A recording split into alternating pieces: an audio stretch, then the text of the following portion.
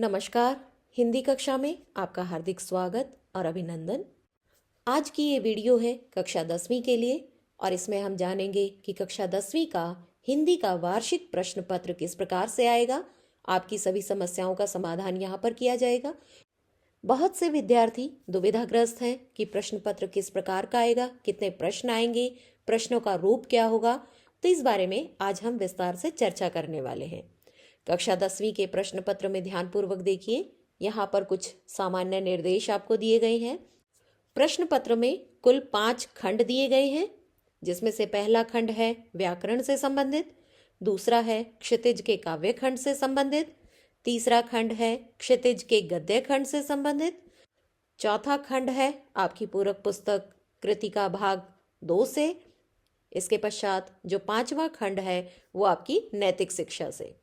अब हम क्रमानुसार प्रश्न पत्र का प्रारूप देखते हैं कि कितने अंक के हमारे कौन कौन से प्रश्न आएंगे।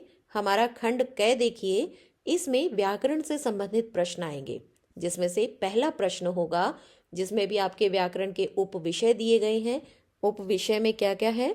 आपकी संधि, उपसर्ग प्रत्यय, वाच्य, समास, विलोम शब्द, पर्यायवाची, मुहावरे, लोकोक्तियां, शब्द, पद, पदबंध, वाक्य, विकारी, अविकारी, अयोगवह, अलंकार और छंद।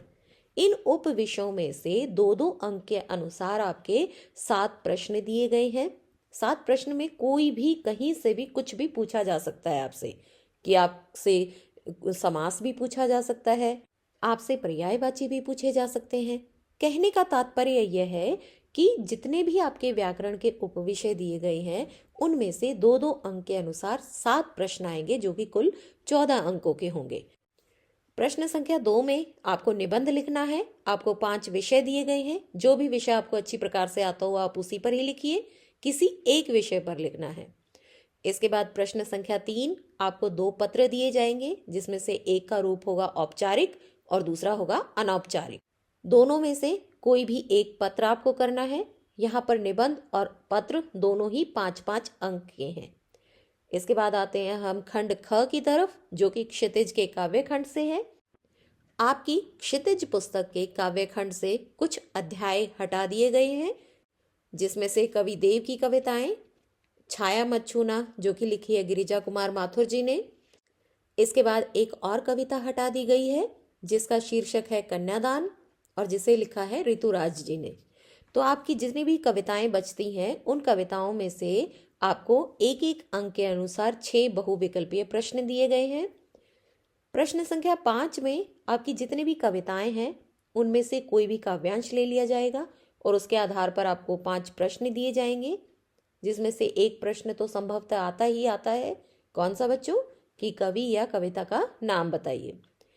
प्रश्न संख्या 6, जिसमें आपको काव्य सौंदर्य स्पष्ट करना है, भाव सौंदर्य और काव्य सौंदर्य, जिसमें से 1.5 अंक आपके काव्य सौंदर्य के और 1.5 अंक आपके भाव सौंदर्य के दिए गए हैं। तो आपको कुल 3 अंक का ये प्रश्न दिया गया है।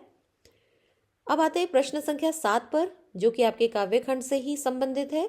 काव्य खंड से आपको 2 प्रश्न दिए जाएंगे, जिनका मूलांक होगा 3 और 3, यानी कि 3 अंक का एक प्रश्न है। दोनों ही प्रश्न अनिवार्य है। कुल 6 अंक के आपको प्रश्न दिए जाएंगे। कुल अंक के अनुसार देखें तो क्षितिज का जो काव्य खंड है वो कुल 20 अंकों का होगा। अब आते हैं हम क्षितिज के गद्य खंड की ओर। क्षितिज के गद्य खंड से भी आपके 2 अध्याय काट दिए गए हैं। एक है सर्वेश्वर दयाल सक्सेना जी का मानवीय करुणा की दिव्य चमक और दूसरा है महावीर प्रसाद द्विवेदी जी का लेख स्त्री शिक्षा के विरोधी कुतर्कों का खंडन। इन दोनों अध्यायों में से आपका कोई भी प्रश्न नहीं आएगा। क्षितिज के गद्य खंड में से बहुविकल्पीय प्रश्न पूछे जाएंगे, जिनका एक एक अंक होगा। कुल 6 प्रश्न यहाँ पर पूछे जाएंगे, तो यहाँ पर 6 अंकों के बहुविकल्पीय प्रश्न अर्थात MCQs। प्रश्न संख्या 9 आपके पाठों में से कोई भी एक गद्यांश दे दिया जाएगा और उस पर आधारित आपको प्रश्नोत्तर दिए जाएंगे। प्रश्न संख्या 10 में आपको 2 लेखक परिचय दिए जाएंगे। ध्यानपूर्वक सुनना बच्चों, कक्षा 10वीं में कवि परिचय नहीं है, कक्षा 10वीं में लेखक परिचय है। आपको कोई भी 2 लेखक या लेखिका परिचय दिया जाएगा और उसमें से आपको किसी एक का जवाब देना है जो कि 5 अंकों का होगा। प्रश्न संख्या 11, आपके गद्य खंड से कोई भी 2 प्रश्न दिए जाएंगे और प्रत्येक प्रश्न 2 अंक का होगा, तो 2 जमा 2 कुल 4 अंक के आपके गद्य खंड से प्रश्न पूछे जाएंगे। अब हम आते हैं चौथे खंड की ओर। इसमें जो आपकी पूरक पुस्तिका है कृतिका, उसमें से आपसे प्रश्न पूछे जाएंगे। कृतिका में से भी 2 अध्याय कट चुके हैं।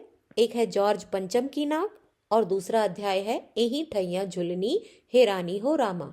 इन दोनों पाठों में से आपसे कोई प्रश्न नहीं पूछा जाएगा, तो हमारे बचते हैं कुल 3 अध्याय और तीनों अध्यायों में से एक एक प्रश्न पूछा जाएगा आपसे, लेकिन आपको जवाब देना है किन्हीं 2 का।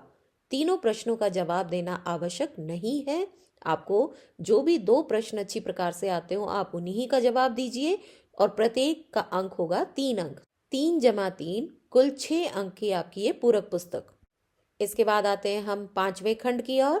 अंतिम खंड है, ये आपकी नैतिक शिक्षा पुस्तक से है। नैतिक शिक्षा में आपसे कुल 10 अंक के प्रश्न पूछे जाएंगे, जिसमें से आपसे 4 अंक के प्रश्न पूछे जाएंगे बहुविकल्पीय प्रश्न, जिनका जवाब आपको इसी प्रश्न पत्र में से ही खोज कर लिखना है, एमसीक्यूज हैं। इसके बाद आता है हमारा दूसरा प्रश्न, वो 3 अंक का है और तीसरा प्रश्न भी 3 अंक का है। मतलब क्या हुआ कि 3-3 अंक के 2 विस्तार से लिखने वाले प्रश्न हैं और 4 अंक के आपके बहुविकल्पीय प्रश्न हैं। प्यारे बच्चों, यहीं पर हमारा ये परीक्षा का प्रारूप समाप्त होता है।